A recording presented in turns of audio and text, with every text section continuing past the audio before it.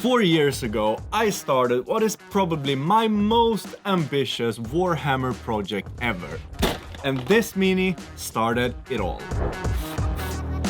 It worked! It didn't melt!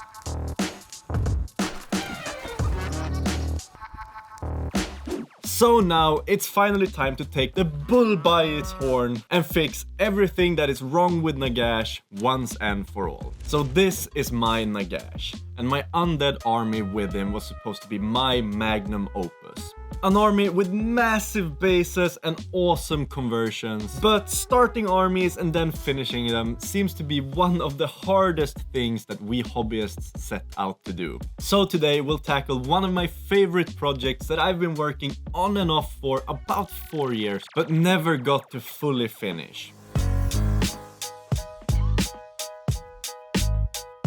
When I started working on this awesome project 4 years ago, Nagash was supposed to sit on his mighty throne in Nagash and have all of his most loyal servants represented in the army. And at the start of the project, everything was fine. I started building the kit, adding plastic parts and reposing Nagash. And I was just so freakishly excited. I mean, just look at this awesome picture.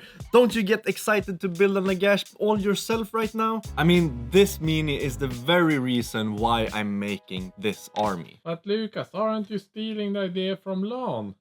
I mean, no, yes. But oftentimes when I have insane ideas like this one, wanting to do something bigger and more epic than I've ever done before, I sometimes end up hitting creative walls and blocks throughout the journey. You see, the way I constructed the framework of the base to get the incredible height of the throne of Nagash meant that I had some truly large gaping holes that were really hard to fill out, which in its turn led to this taking a lot more work than I had initially planned for. And just for me to fully mentally prepare for this massive task, it took me about 3 months to build up the courage. But eventually I started filling out the base using plaster, rocks, papier-mâché, and I also had this massive piece of cork bark that I could add at the back of the scene to really help fill out some of those gaping holes. But as this project felt so massive, that's what she said, and never-ending, each single little detail felt like climbing an entire mountain just to overcome. And after this first initial run, I started working on a lot of other smaller projects. And we can try to break down the psychology of being super excited about a project and then just start working on a new project directly after your first big session. But let's just say it got pushed away. Thankfully though, I still had excitement enough to eventually get back to the project. So in June 2022, I took a bit of a break from working on the base and actually started painting the main body of Nagash instead. The painting started with a blast. Just in a matter of 2 evenings, I managed to go from 0 paint on the mini all the way till this point. However, yet again, this massive project got put on hold. The next update to this miniature came almost a full year since the last report. I had managed to paint the skin, the cloth, and some of the smaller details surrounding the face and chest area.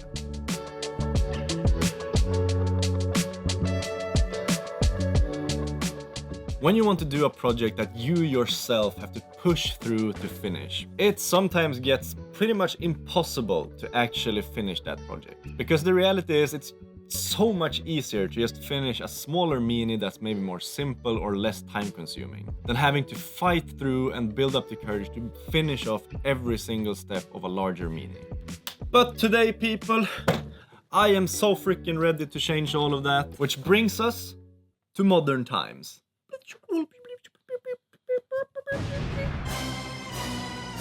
A few weeks back, me and Emil came into a discussion talking about how awesome my Nagash project is, which led to me putting some extra bits and pieces to the base here and there.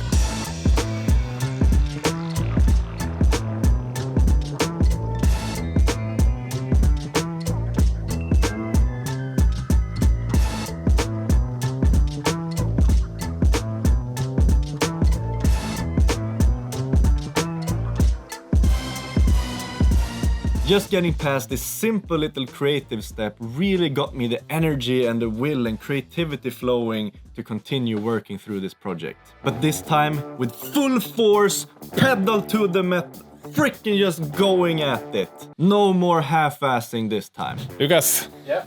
I has been thinking. Oh no. You should stop that. You're Nagash. I know you've been excited about him and just started working on him. And you wanted to go to Fnatic. I think you can finish that whole army for Fnatic. Finish Nagash. Then you can go full ham on him. Fucking hell. Is that really a good idea? I think it's the best idea. You can do Fuck it. Let's do I it. now have a purpose and a deadline for this project, which means I really need to get going. Now it's just a matter of finding all the freaking milliput I can get my hands on and get back to work on sculpting all of the freaking rocks and shit on the base.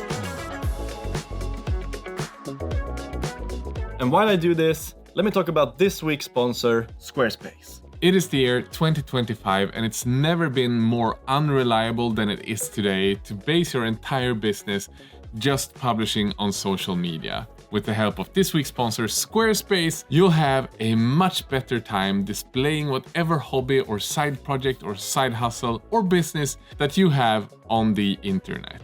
Thanks to their decades worth of knowledge and combining that together with the brand new AI systems, you can design a website with Squarespace holding your hand, and you don't need any previous knowledge of web design or programming. Just take a look at our beautiful Squidmar website that we recently redesigned. I think it looks amazing. And you can make an amazing website for that thing that you have a passion for as well. Best thing is, it is completely free to try out if you follow the link down in the video description or head to squarespace.com. Take 30 days, make that website look awesome, and when you're ready to launch, head to squarespace.com/Squidmar. Maybe enter the code Squidmar and get 10% off your entire purchase of a website or a domain.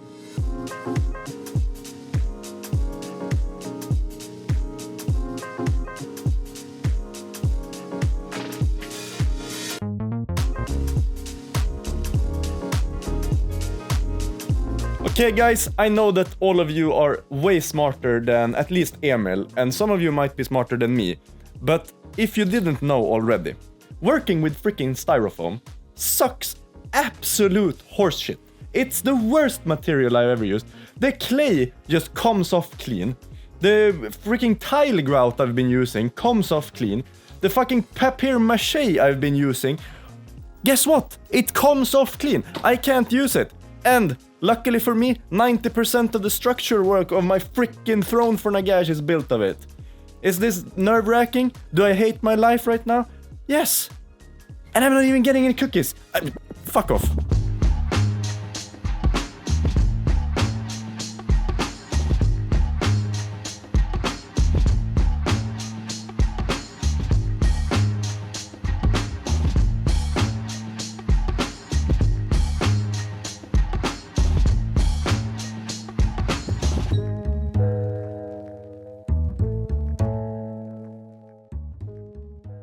And once all of the milliput and clays were dried on the miniature, I thought it would be a great idea to prime the mini to see if I've sort of lacked in some areas, if there's some teeny weeny details that needs adding, or if it's just looking like shit.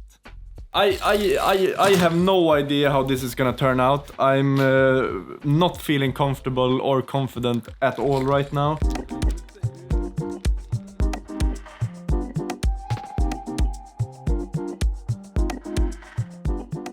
When the mini was all primed, I realized that I still had a ton of work left to do. The throne itself honestly looked like shit. The steps underneath the throne looked like shit. And on top of that, I had also completely forgotten about the epic skirt that I was gonna sculpt coming down from Nagash. This project once again seemed to be impossible and something that would just get dropped off and forgotten in a closet somewhere. But my promise to Emil that I would push through and enter this in the upcoming tournament made me keep going and sculpt the remaining parts.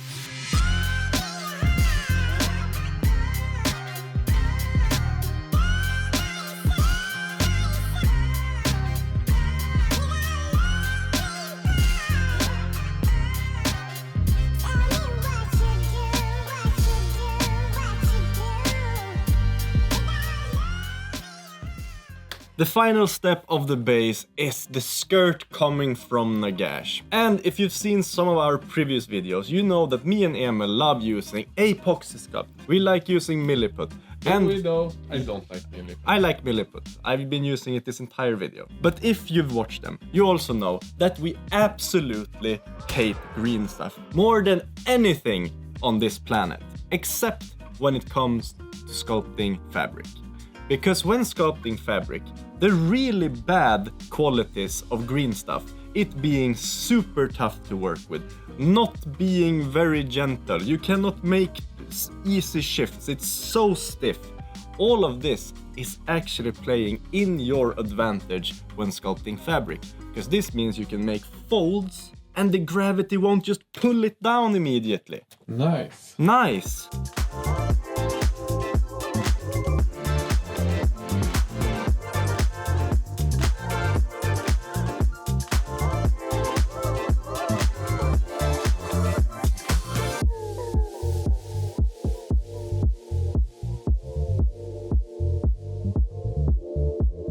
Okay, so I really don't wanna just spray the freaking degreaser on this one, because I think it's gonna ruin it.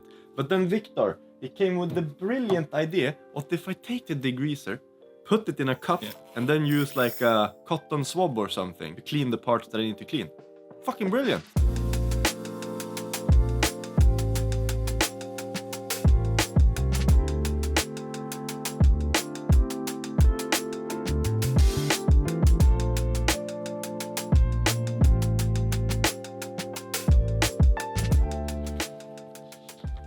It worked! It didn't melt! And I can now prime it! Woo!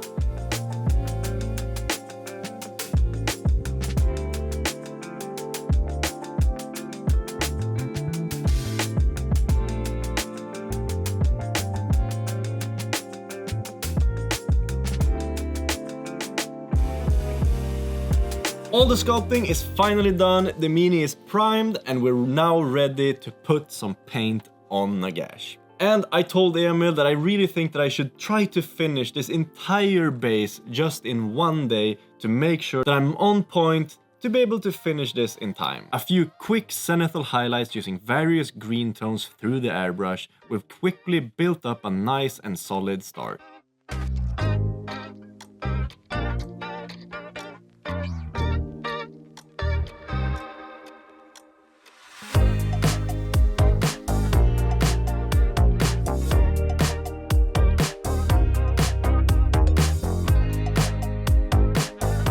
Then moving in with some sunny skin tone to the same colors, we can add some textures with the best freaking tool ever, the sponge. This is what's really gonna make all of these rocks feel like just that, rocks.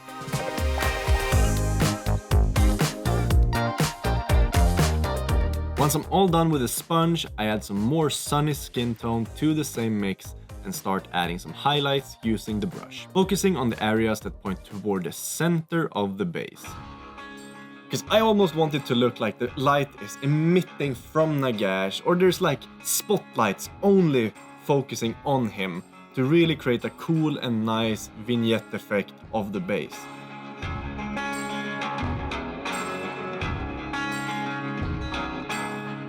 Then to add some even more cool factors to the base, we bring out some inks. And a little teeny weeny secret for all of you guys out there. There might or might not be a special effects kit featuring all the inks and fluorescent paints you'll ever need when painting like us in the near future. So maybe stay tuned for that one. I begin by adding some sepia ink in random areas and a lot of the shadows.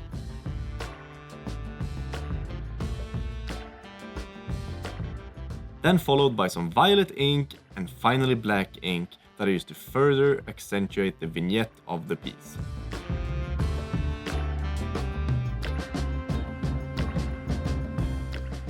And now there's pretty much just one more thing to do on the base before I can sort of call it almost done, and that is to paint Nagash's skirt. Starting off with some dark sea blue.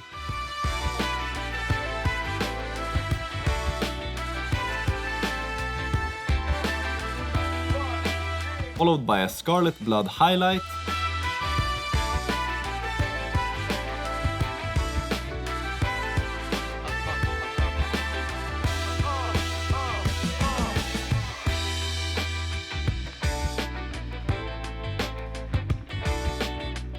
And then finally mix in some ice yellow to the scarlet blood.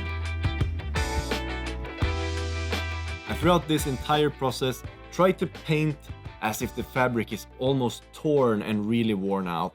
It's gonna look very nice.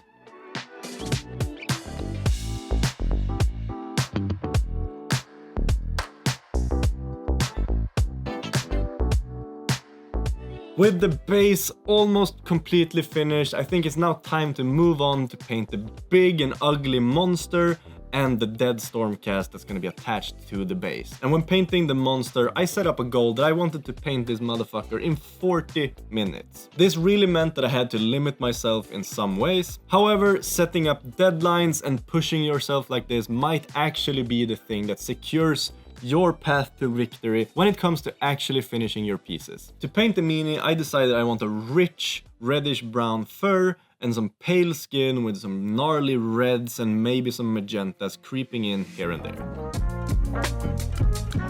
And remember, every single paint we use in this video except for the ink can all be found in our paint sets released with Vallejo. So make sure to grab them if you want to paint exactly like we do. Linked down in the video description. And for the golden Stormcast, I'll be painting this exactly like we always paint gold NMM. And if you want to follow step by step every tiniest little detail how to do this, go over to Squidly Bits where we made a dedicated video showcasing exactly how we do it.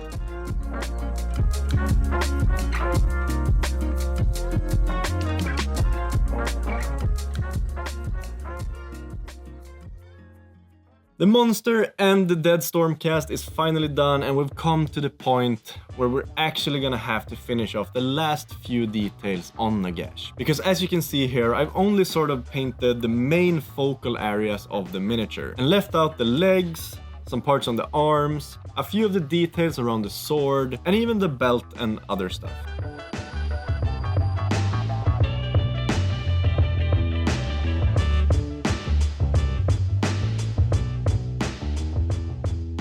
But I think with that said, it's finally time for a grand reveal!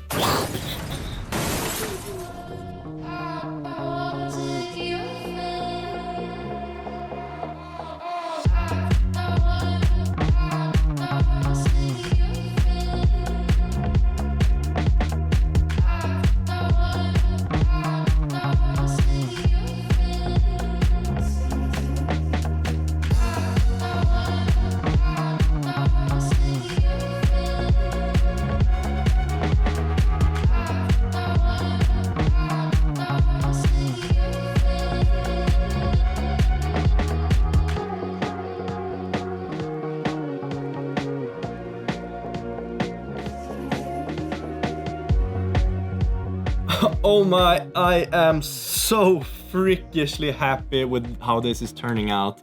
And I really think that sometimes it's so important to set up deadlines for your projects. Otherwise, you might find yourself in the same situation I was some 3 years ago. But I've also learned that setting goals and maybe even cutting a few corners here and there will get you more success than if you're a perfectionist.